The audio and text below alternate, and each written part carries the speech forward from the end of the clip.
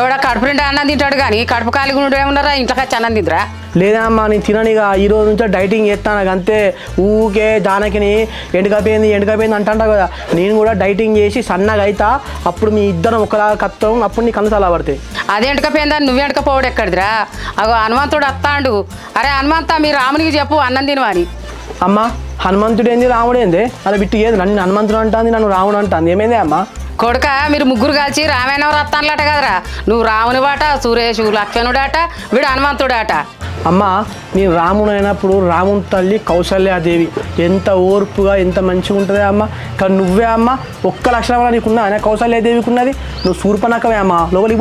పోతా బిడ్డ పోతా హనుమంతుడు వచ్చిండు కదా ఏం సమాచారం తెచ్చిండో సీత దగ్గర నుంచి తల్లి కౌసల్యాదేవి నేనేం సమాచారం తెలియదు వాడు ఒక్కడే ఉన్నాడు కదా అని మరికడికి నచ్చిన తీస్తాపా ఆ బుగ్గలు ఉన్నాయి కదా ఇంకో 4 బుగ్గలు తెచ్చుకొని వాడవాడకు అమ్ముకుంటా పోయింది అరే చింటి